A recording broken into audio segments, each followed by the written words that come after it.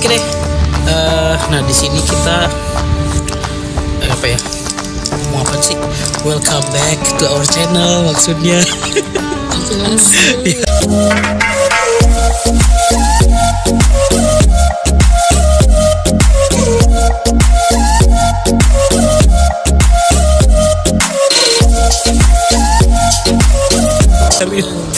Oke, seenggaknya kita udah mau mulai mencoba lagi, walaupun ya openingnya nggak jelas kayak gini.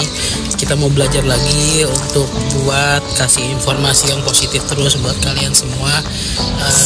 Salah satunya mengenai tentang living cost. Nah, sebelumnya kan kita udah pernah sempat ajak kalian ke salah satu supermarket yang dekat rumah ya, terus murah-murah harganya $1, $3, $4. Walaupun memang nggak cukup jelas juga, karena emang kalau misalnya record di dalam store tuh suka ada batasan gitu, karena di sini nggak semua ya tempat pembelanjaan tuh bisa kita record gitu kan, untuk dijadikan daily vlog atau gitu. Di sini gue mau sharing. Nah kebetulan nih ada istri gue yang megang kamera, katanya nggak pede.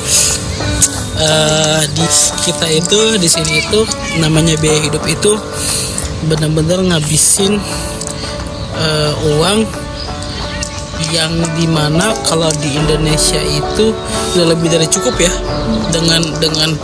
dengan pengeluaran segitu di setiap bulan itu hidupnya udah lebih dari cukup, bisa disebut seperti itu. Nah, dimulai dari rumah dulu ya, yang ya. Untuk biaya rumah atau tempat tinggal yang kita tempati, nah contohnya seperti ini nih ya. Nah, untuk satu rumah ini itu ditempati oleh 3 keluarga. Hampir kebanyakan dan semua rumah yang ada di sini, tepatnya di Vancouver, itu satu rumah itu jarang banget ditempati sama satu keluarga, jarang ya. Ada beberapa sih yang ditempati oleh satu keluarga, dan kebanyakan mereka itu udah lama di sini, tinggal di sini tuh udah puluhan tahun, udah jadi Kanadian, udah bukan lagi berasal dari negara Indonesia atau dari negara mana yang lainnya maksudnya gitu. Jadi statusnya itu sudah jadi citizen. Ya dia udah puluhan tahun nabung, atau ada juga yang masih nyicil sampai puluhan tahun juga nyicilnya di sini, karena harga rumah di sini tuh super mahal banget gitu. Nah kalau rumah yang kita sewa ini harganya itu sekitar satu bulan itu, let's say kita buat average itu sekitar 10 juta average-nya, termasuk internet dan lain-lain itu kita habiskan sekitar 11 juta. Jadi kita sewa rumah dan internet wifi itu 11 juta rupiah. Terus apa aja sih fasilitasnya yang didapat gitu kan?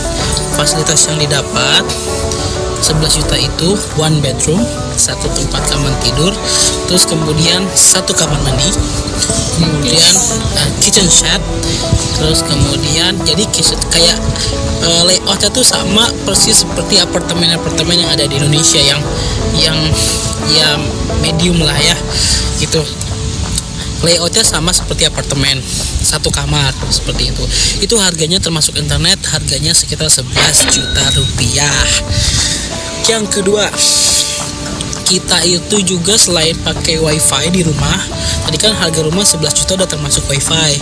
Nah kalau untuk data yang di handphone nih, aku sama istriku shareable, jadi aku beli 2 nomor tapi internetnya bisa share gitu.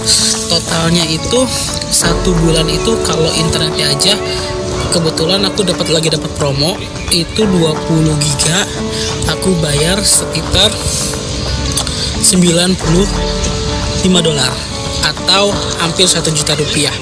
Kita bulatkan sekitar 1 juta rupiah untuk paket data internet yang di handphone. Kan kalau di Indonesia tuh 10 giga misalnya 100.000 ya gitu. Kalau 100.000 di sini $10. Nah kalau di sini itu 20 giga sekitar 1 juta rupiah. Kalau mau 5 giga ada 5 giga itu, waktu itu aku awal datang sini 5 giga itu bayar $500.000 5 giga untuk internet. Yang ketiga, transportasi. Jadi kalau misalnya kita mau naik bis, naik kereta gitu kan, kayak yang sebelumnya pernah kita sharing tuh, naik kereta, begitu kita bayar transportasi untuk satu orang 1 bulan, bayarnya itu sekitar hampir 1 juta, yaitu sekitar 96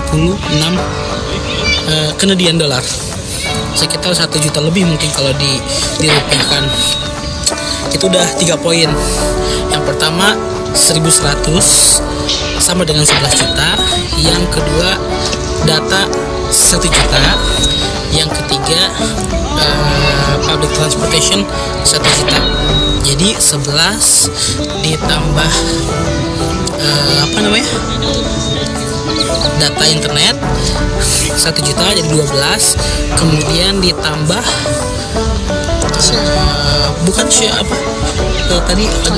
transportasi itu 1 juta juga, jadi 13 juta rupiah. Nah, kemudian yang pokok yang keempat itu untuk pengeluaran 300 Canadian dolar. 300 Canadian sama dengan hampir 3.200.000 per bulan ya, betul nggak? Ditambah hal-hal lainnya kayak jajan gitu kan, itu bisa sampai sekitar 150 Canadian dollar. Berarti total untuk grocery sama jajan lah gitu ya, bisa mau jajan cilok atau apa gitu, nah totalnya itu 450 Canadian dollar atau hampir sekitar 5 juta. Jadi 13 juta tadi ditambah dengan 5 juta, totalnya 18 juta rupiah. Itu gambarannya. Jadi kalau kita mau makan di sini itu, kalau makan di luar ya, di restoran, minimal satu orang satu porsi itu minimal itu ngeluarin sekitar 10 sampai 12 dolar atau 100 sampai 120 ribu rupiah per satu porsinya. Nah, itu semua total untuk living cost aku sama istriku, kita berdua selama tinggal di Vancouver, British Columbia, Kanada. Jadi average-nya itu sekitar minimalnya itu 18 juta sampai, kalau berdua ya 18 juta sampai dengan 20 juta rupiah. Jadi kita rata-rata hampir maksimalnya 20 juta rupiah untuk living cost di Vancouver, Kanada. Ikuti terus channel kita akan share beberapa daily vlog kita, tentunya informasi-informasi yang cukup menarik terkait dengan tips-tips kalau misalnya kalian mau coba untuk wisata ke sini. Karena memang untuk wisata ke sini tuh ke luar negeri itu sebenarnya nggak susah. Jadi aku aja dulu sempat sebelum go abroad ya, sebelum ke sini gitu ke Kanada, dia pertama kali tuh udah ngerasa dulu tuh mikirnya tuh kayaknya nggak mungkin tuh, gimana nih ke Amerika ya. Ternyata gampang, tinggal urus visa, yang penting ada uang, udah gitu aja.